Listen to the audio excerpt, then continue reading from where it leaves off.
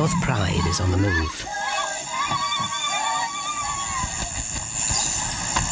Raptors hover over a withered carcass. But there is scent of fresher meat in the wind.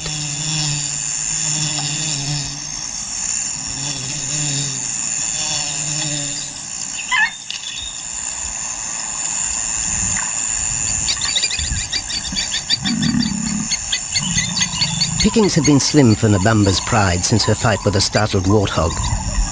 The lioness is limping from the encounter. And even the Pride's big male, Jabu, wonders when his next meal will come.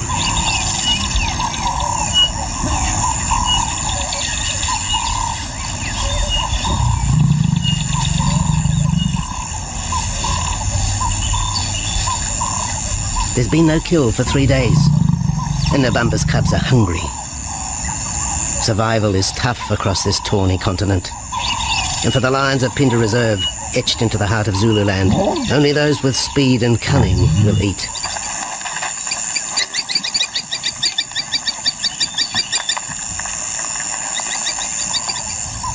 For this pride anyway, it's been a long time between meals.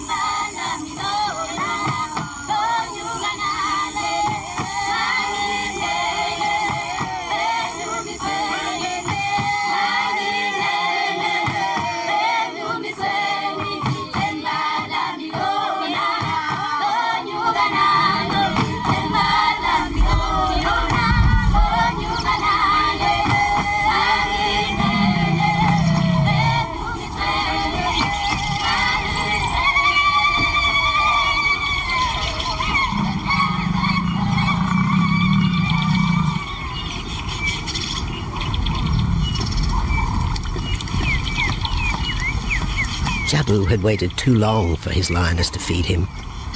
Overnight, his stealth carried him into the path of a careless zebra. The rest of the herd is still skittish. One animal had already lost his tail to a hungry pride, but for the dazed stallion, it was all over in seconds.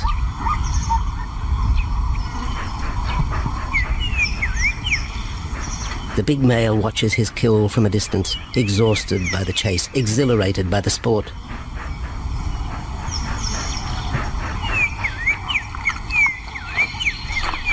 Jabu will feast later. Tired from the hunt, he needs to rest.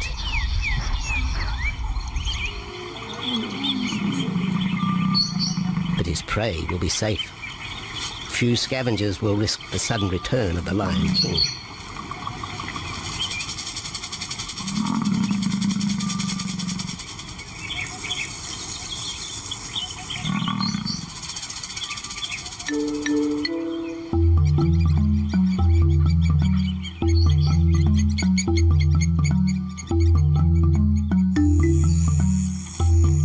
Zulu trackers follow the spoor of Nabamba's Pride across Mziki Marsh.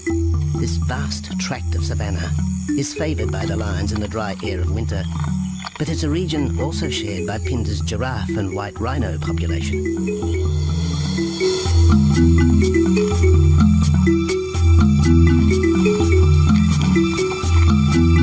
Through modern times, most of southern Africa's wildlife has been ravaged by hunting and habitat loss.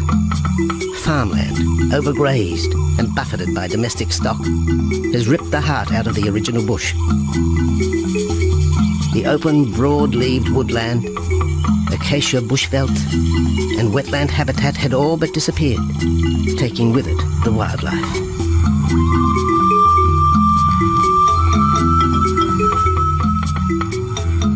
A few years ago, the Phinda project was born.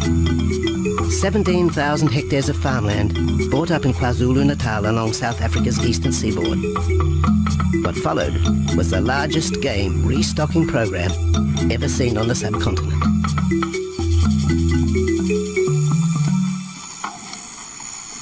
The land was overgrazed to a certain extent and it wasn't in very good shape. They put all these farms together, put a perimeter fence around it, and then brought in a lot of game.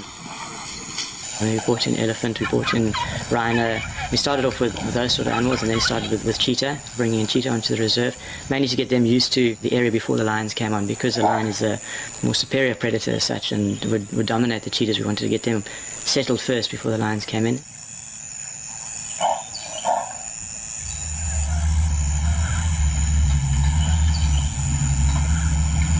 Andrew Lewis is habitat manager at Phinda, one of those committed to the restoration of southern Africa's ecosystem.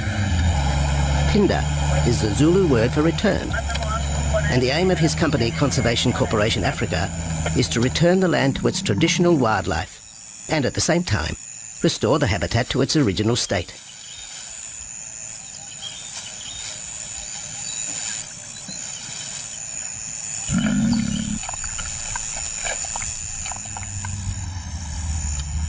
Phinda is cautiously open to top-level tourism, limited and luxurious. Dreams of extending the green frontier require funds, and the reserve's lion pride has already earned its keep.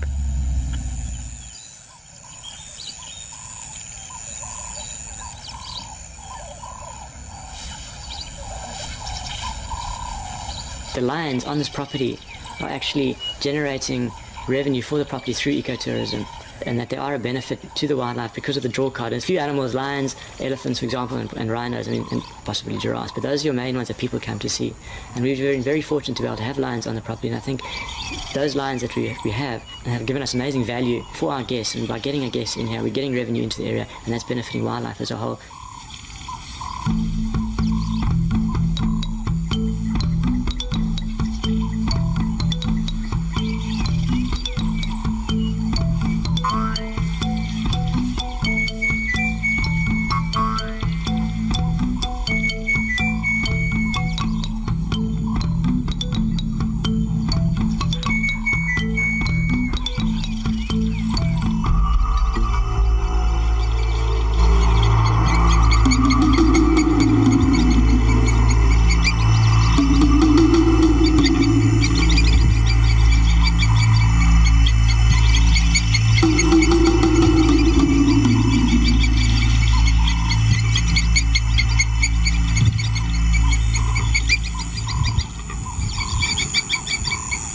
Jabu has returned to his kill.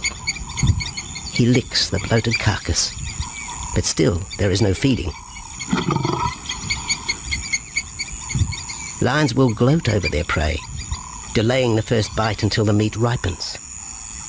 For Jabu, the prospect of the meal is to be relished as much as the eventual feast.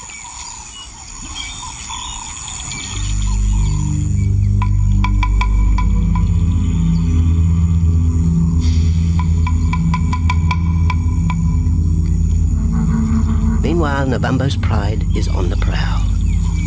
The older cubs are 10 months now, weaned, but still dependent upon Nabambo for food.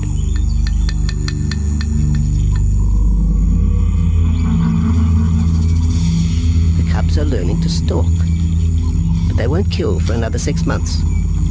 Young male lions are usually ejected from the pride when they are about 2 years old. Fending for themselves, they form hunting groups with other isolated males.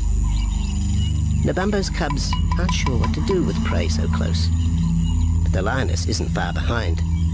Their time for hunting will come.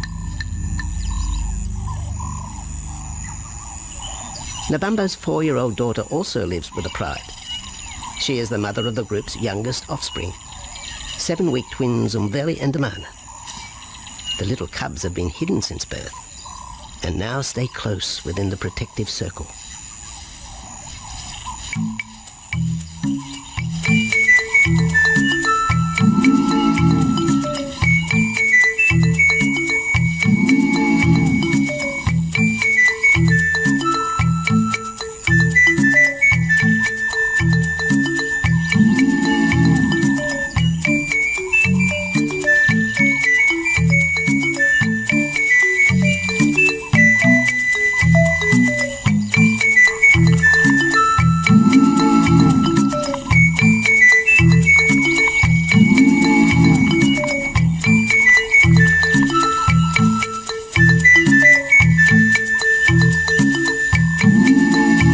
has little time for his small cub.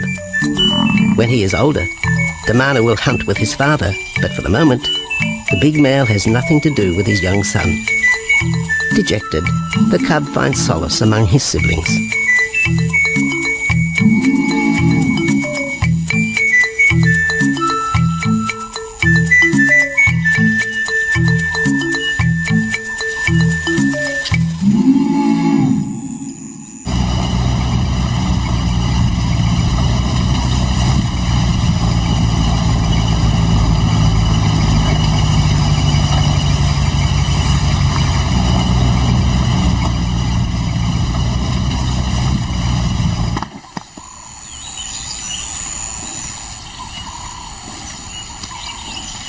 A young giraffe lies helpless in the grass.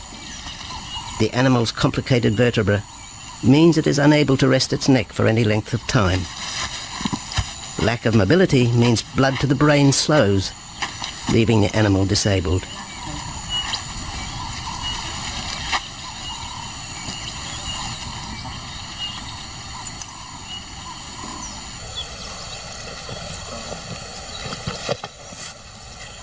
Efforts to lift the head fail, and rather than leave the giraffe vulnerable to predators, the young bull is shot by rangers.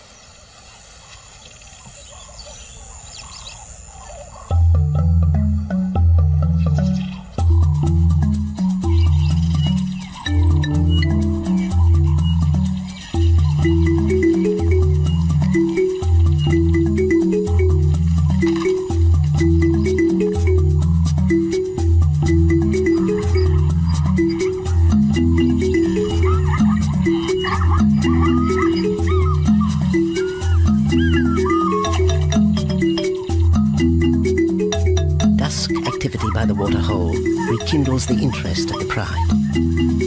Nabambo is typical of most big cats. They conserve energy 20 hours a day, waking only to groom and hunt.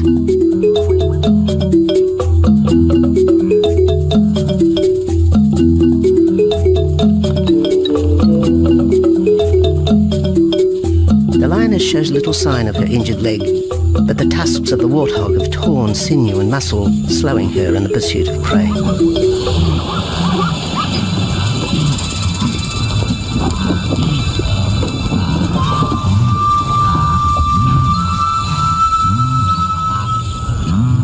Once again, Nabambo and her pride will go hungry. But the big lioness senses another kill nearby. A young giraffe slain by humans will provide meat for her cubs. Leaving the pride, Nabambo follows the scent.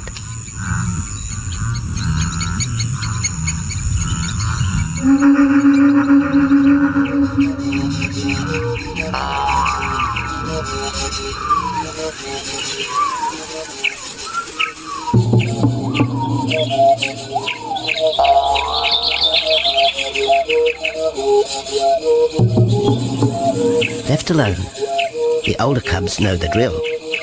They will wait for Nabambo's call to take them to the kill.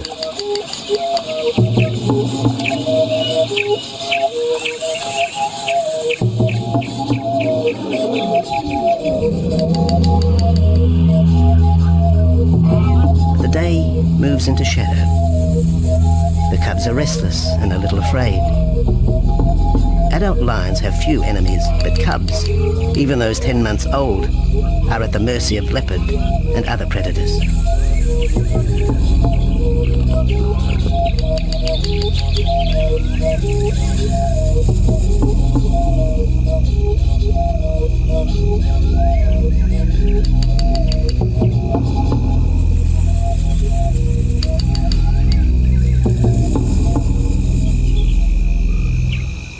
Nabambo has reached the kill, but her daughter is there first.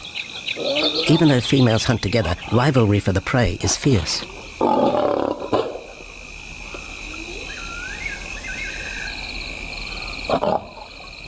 The big lioness begins the trek back for her cubs, but the youngsters have heard her call and they meet halfway.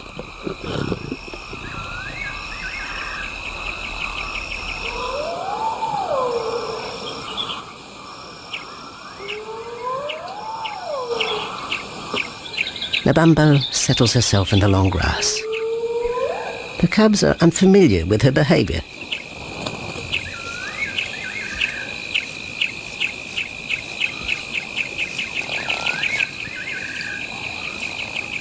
A female will usually head the charge with any kill, splitting the hide of the victim and leading the way for the pride to eat.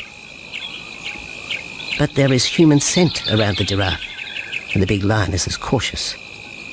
She watches her cubs, hidden, alert to any potential threat.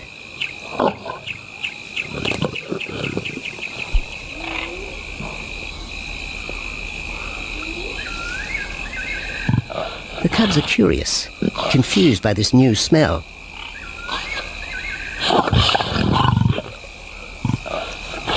The lioness moves in for a final check, but she has already made up her mind. The carcass is tainted. There are foreign traces, a dangerous ambience.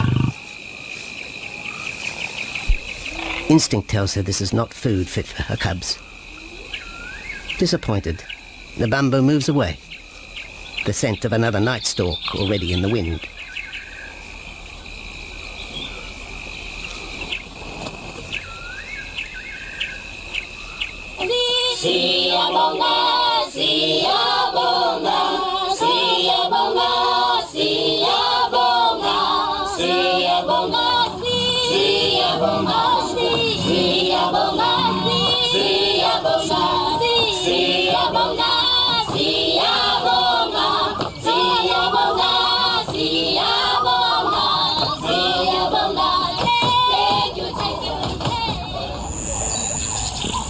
After 2 days, Jabu has returned to his kill with another younger male.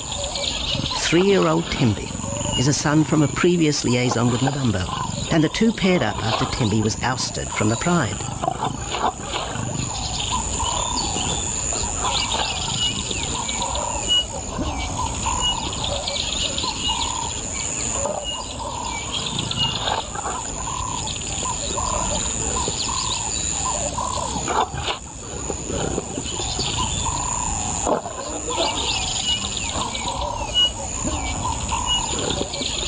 Pride males are lazy and will gladly let the females track down prey. But the theory that males won't hunt is a fallacy. Any hungry male will hunt for himself when no free lunch is provided by the lioness, hyenas or other predators.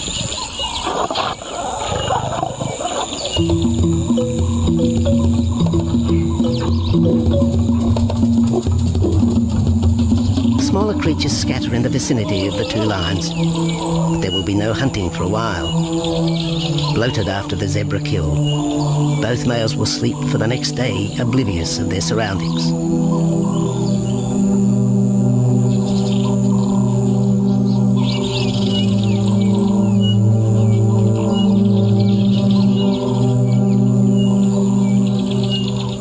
Lions hunting in pairs or groups have a success rate of around 30% in daylight, but studies show single hunters are more successful at night.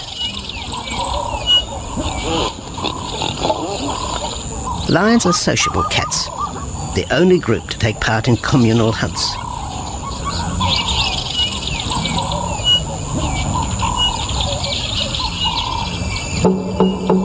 Ambush is an important part of the lion's strategy. Often one pride female will round up the prey from the front, driving it towards a second lioness.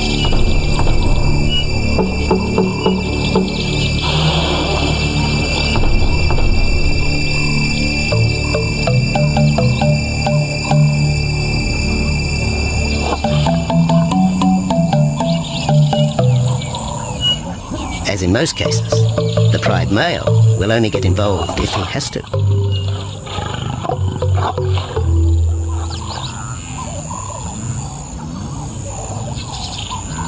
Accidents involving humans are rare in southern Africa's game reserves. Our primal fear of being eaten has been well documented, but in fact, lions seldom attack if they're not provoked. At Phinda, great care is taken to limit the number of people viewing game. Emphasis is placed on causing the animal as little stress as possible.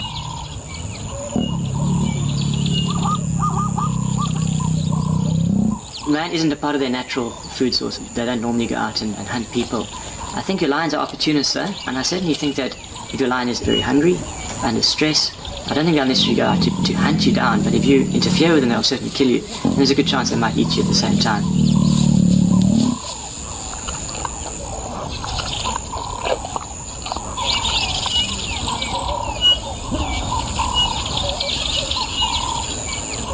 With all animals, it's how you treat them is what's the reaction you're going to get back from them. Certainly at Phinda, all our guides go through a training course and they're all brought up to a certain standard. There is a certain operating ethic with regards to viewing animals, and we certainly try and be as sensitive to the animals as possible.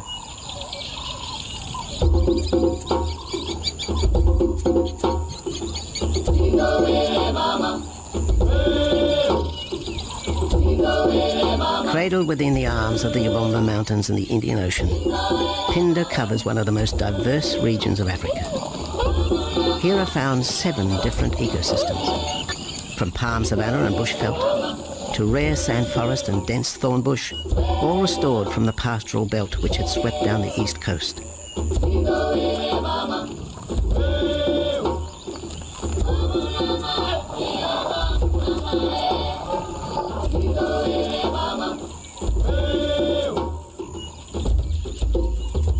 Where cotton, pineapple and cattle farms once stood, lion now roam their habitat again, alongside some traditional neighbours.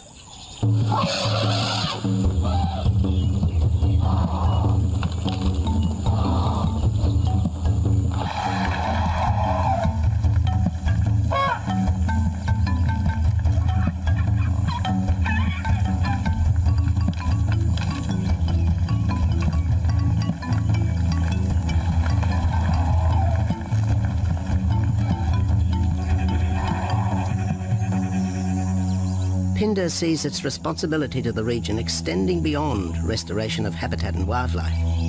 It provides schools and a clinic for the local Zulu community, as well as employment. In the eyes of Andrew Lewis, essential ingredients for a successful operation. It's very important to involve the communities around your reserve because they have to benefit as well. There's no point in just taking land, get some investors to invest in it, but if you don't allow the people who are on the periphery of that reserve to benefit from it, you're going to have an immense problem with poaching, and they're going to cut your fences down, and you're just going to have an uphill battle.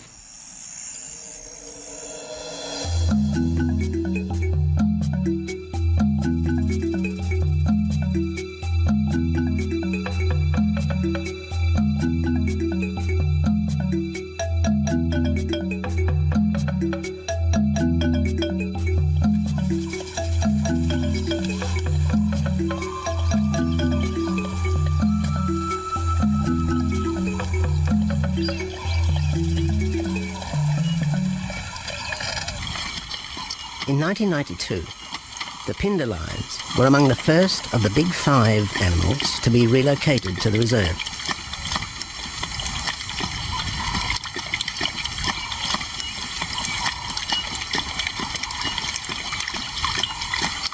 The original pride came from the northern province of South Africa, a vast scrubby region flanked by the ragged Drakensberg Mountains near the Mozambique border.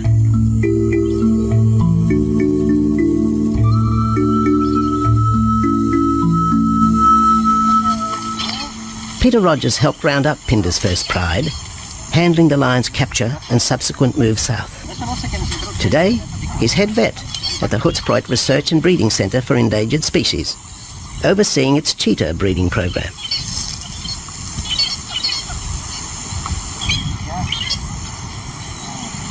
But it's the discovery of what's believed to be a long-extinct strain of lion that has put Peter's centre on the map. We were involved in the rescue of these circus animals that came down through Africa and were abandoned in Maputo. We were just founded by an animal welfare group called Animal Defenders based in London, and they said, could we just keep these animals temporary? First they mentioned tigers, and then they came back and said, well, there's 6 lions as well. So we said, yeah, we could hold them temporary just until they found permanent homes for them, but basically get them out of the predicament that they were and the shocking conditions that they were in Maputo and Mozambique.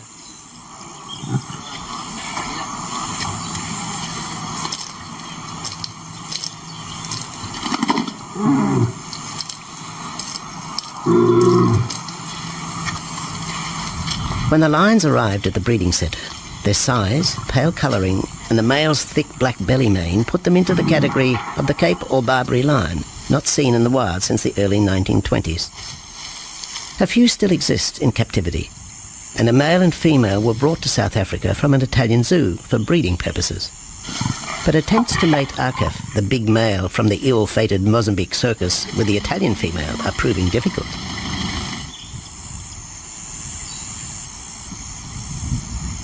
Akef is overprotective, even preventing the lioness from eating when the meat truck arrives.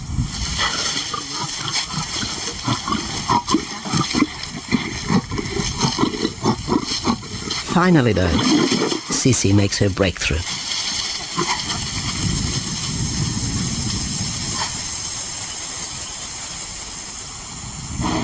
We'll see you up in the front there, Mark. You're going to go to that sort of middle central area. Where are you going to go? In the next enclosure, Arturo, the Italian Barbary male, is about to be sedated. His attention to his sister Cece through the fence is hampering mating efforts, and Peter Rogers is keen to move the big male. He shoots the dart into Arturo's rump. Arturo has been sterilized, but while his breeding days are finished, he'll live out his days at the center. 1.5 minutes now, so... His female companion, another Barbary from the Mozambique circus, is drawn away by the meat truck.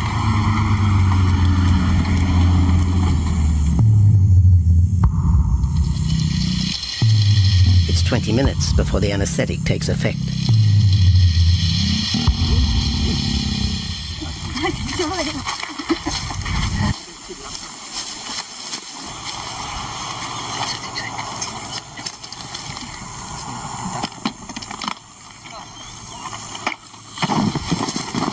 It's nice to be the supervisor. Slowly.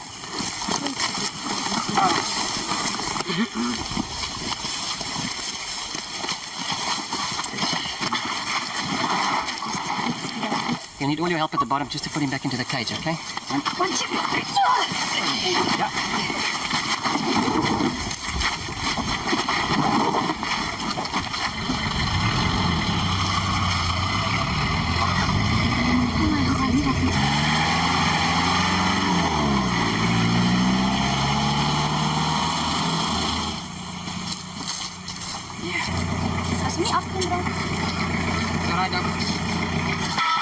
The anesthetic gives Peter Rogers and his team a chance to check over the 12-year-old lion.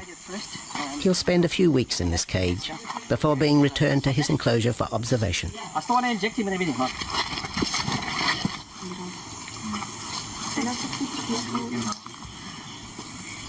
It's very exciting to be part of this project because they feel that there are perhaps not many Barbaries, if any, that are really pure, that are left even in captivity. They feel that over time other animals from other genetic bases are brought in. So there's a big project afoot at Oxford University to do the genetics. So that's just getting off the ground now.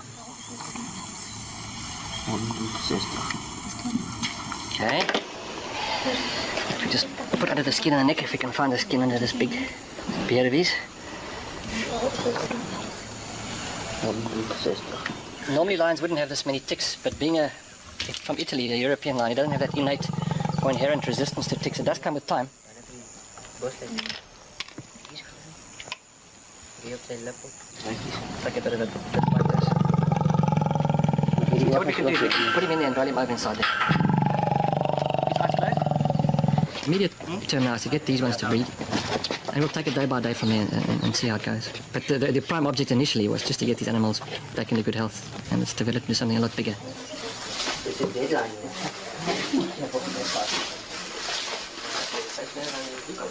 Yeah.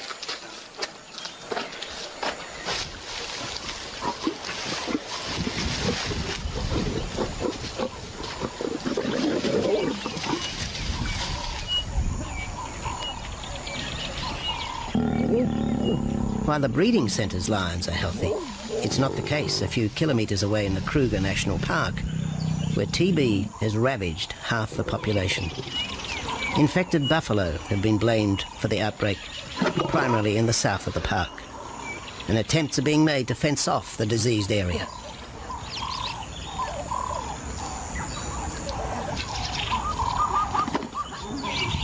And the lions are preying on infected buffalo. Because it's an exotic disease, not an indigenous disease, the lions are totally naive and they've got no resistance to it. So it's a big problem. It's a very difficult decision to make as to what to do. It's a very topical and heated subject at the moment.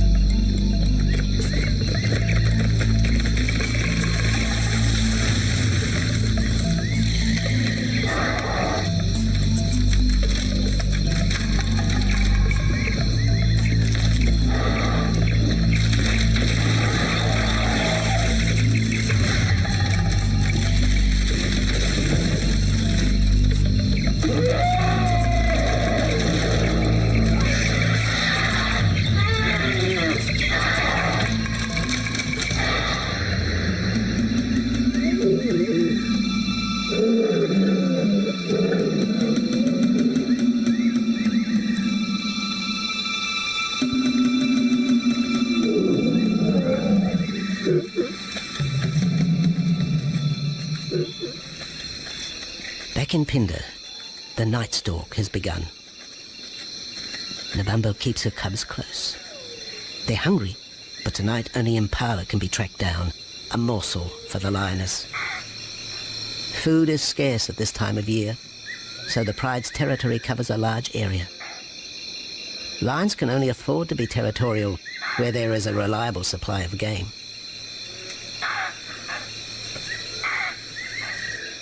Jabu wants to mate.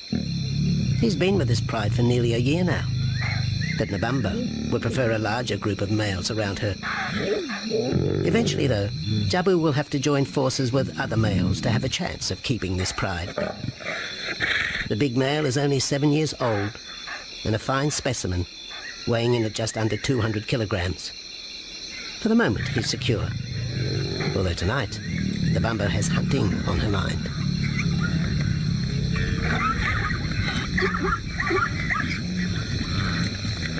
The cubs follow in the lioness's wake. If there is a kill, she will feed first. Often, weak cubs lose out to a hungry mother. High juvenile mortality rates are the result of lean times.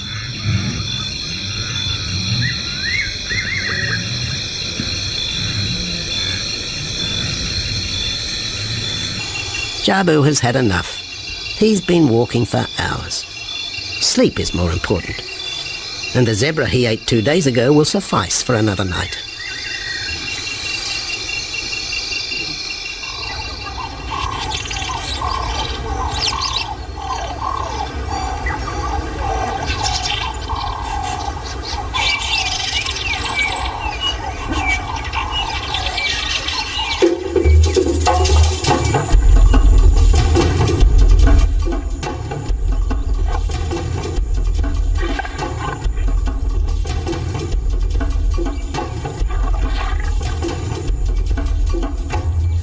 Nabambo has made a kill, a young Nyala buck. It's been 3 days since the pride has eaten, and this will provide meat for them all. But the lioness will eat first.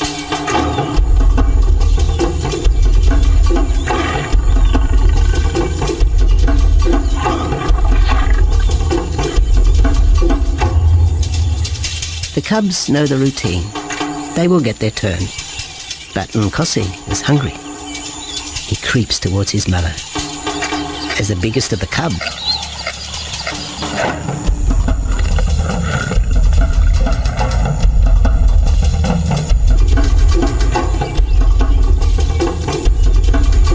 Nkosi watches. A lioness can eat more than 20 kilograms in a single sitting.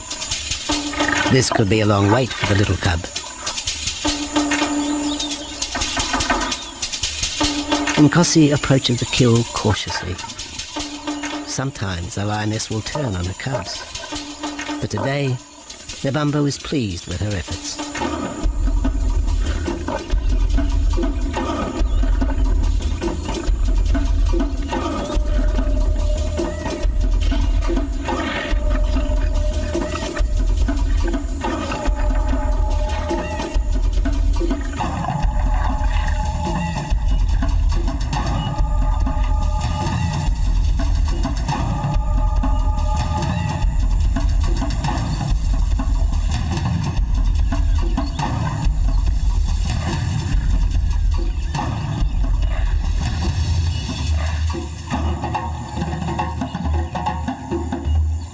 Nebambo has had her fill, for the moment anyway.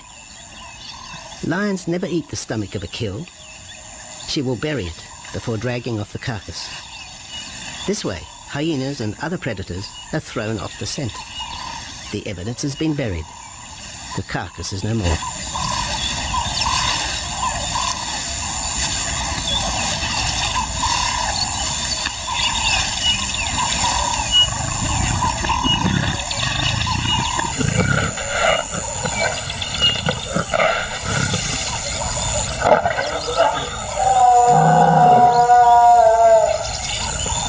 Nebambo's daughter hears the call. It is the second this morning. The first was the strangling cry of the Nyala as Nebambo broke the young buck's back.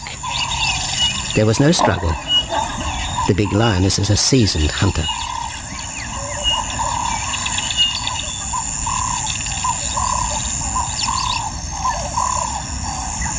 The rest of the pride will feast on the carcass after Nebambo retires. But first, they will drag it into the bushes, away from prying eyes, away from raptors already circling the kill scene.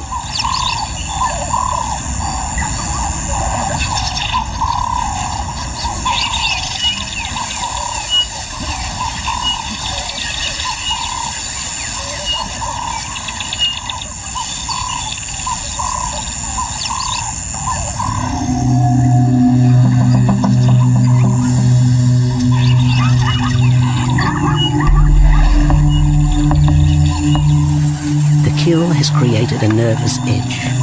Even the hippo, its bad temper legendary, is flustered, anxious to protect its waterhole.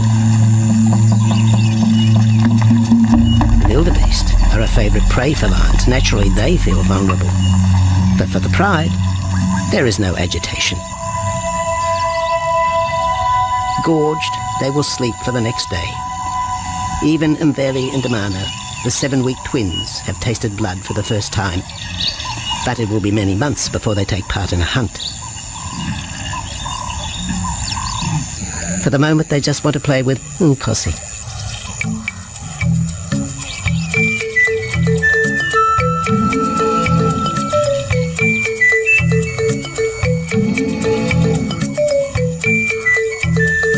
The older cub is beginning to take on the shaggy mane of the bigger males.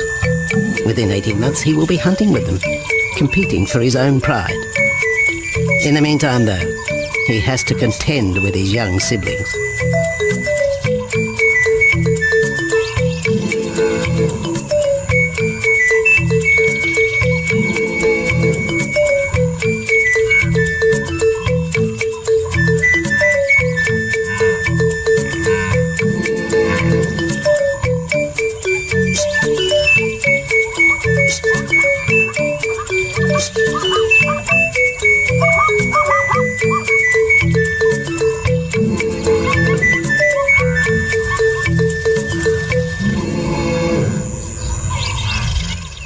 Jabu rejoins the pride. He has missed out on the kill, but he didn't share his zebra with the rest of the pride the previous day.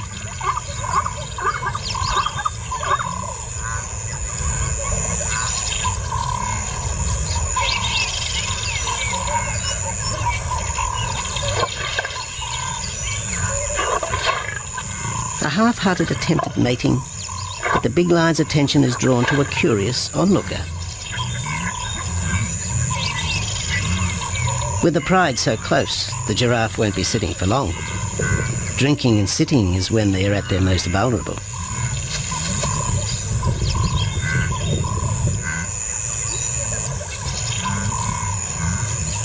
Jabu keeps an eye on his group. Pride takeovers by other males are common, and savage fights can occur between the pride male and the intruder. If a takeover is successful, the new male will usually kill all the suckling young of his former rival. When a nursing mother loses her cubs, she comes into heat within a few weeks. The normal interval between cubs is about 2 years, with a gestation time of 3 to 4 months.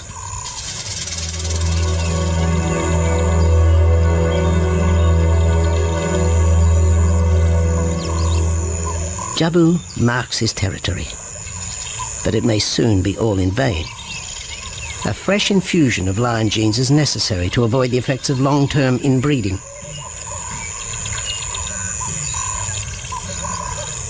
It's likely Jabu and his son Tembi will be swapped for males from another game reserve. This will broaden the bloodlines of future lions and avoid the genetic risks currently facing the pride at Phinda.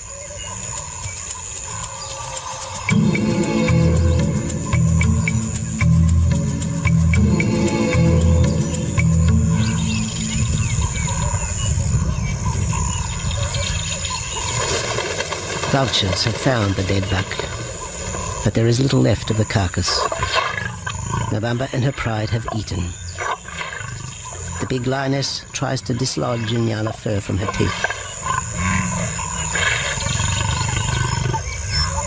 Tomorrow, the next day, there will be another kill. November's cubs will grow up strong.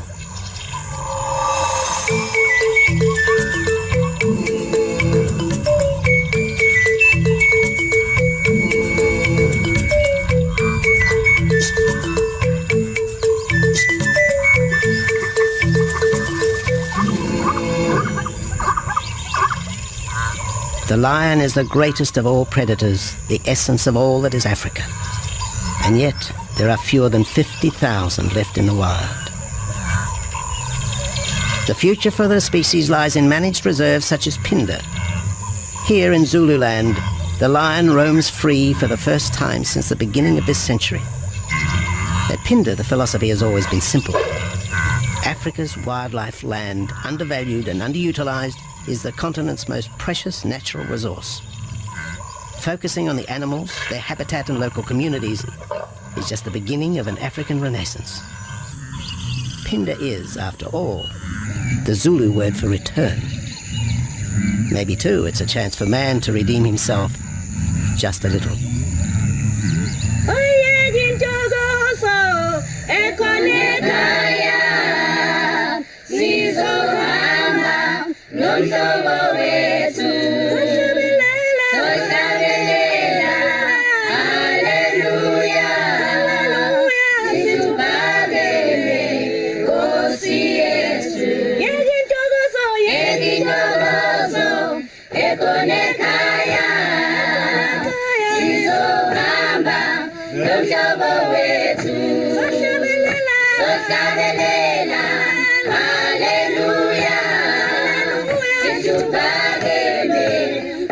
Hallelujah.